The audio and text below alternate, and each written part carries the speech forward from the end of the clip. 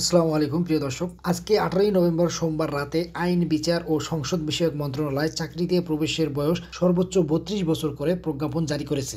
যেহেতু প্রজ্ঞাপন হয়ে গেছে, তার মানে চাকরিতে প্রবেশের বয়স 32ই চূড়ান্ত হয়ে গেল। গণপ্রজাতন্ত্রী বাংলাদেশ সংবিধানের 93 এর 1 অনুচ্ছেদে প্রদত্ত ক্ষমতা বলে রাষ্ট্রপতি নিম্নরূপ অধ্যাদেশ প্রণয়ন ও জারি করেছেন। তো এই অধ্যাদেশ সরকারি, স্বায়ত্তশাসিত, আধা স্বায়ত্তশাসিত, সংবিধিবদ্ধ সরকারি কর্তৃপক্ষ, এরপর পাবলিক নন ফাইন্যান্সিয়াল কর্পোরেশন সহ স্বশাসিত সংস্থাসমূহে সরাসরি নিয়োগের ক্ষেত্রে সর্বোচ্চ বয়সসীমা নির্ধারণ অধ্যাদেশ 2024 নামে অভিহিত হবে। তো এই প্রজ্ঞাপনে বলা হয় যে বাংলাদেশ সিভিল সার্ভিসের সকল ক্যাডারের চাকরিতে প্রবেশের ক্ষেত্রে সর্বোচ্চ বয়সসীমা হবে 32 বছর। এছাড়াও সিভিল সার্ভিস আওতা বহির্ভূত সকল সরকারি চাকরিতে প্রবেশের ক্ষেত্রে সর্বোচ্চ বয়সসীমা হবে 32 বছর। এছাড়াও প্রতিরক্ষা কর্মী বিভাগ এবং আইন শৃঙ্খলা রক্ষাকারী বাহিনীর চাকরিতে নিয়োগের ক্ষেত্রে স্ব বিধিমালা বহাল থাকবে। তো দর্শক, দীর্ঘদিন ধরে 35 প্রত্যাশীরা চাকরিতে প্রবেশের বয়স 35ই চেয়েছিলেন, কিন্তু সর্বশেষ 35 না হয় 32ই চূড়ান্ত হয়ে গেল। তো আন্দোলনকারীরা মূলত চাকরিতে প্রবেশের বয়স ন্যূনতম 35 চেয়েছিল। তো তাদের জন্য বিষয়টা একটু কষ্টের, কারণ আসলে 35 না হওয়ার কারণে অনেক প্রার্থী এর আওতার বাইরে থাকবে।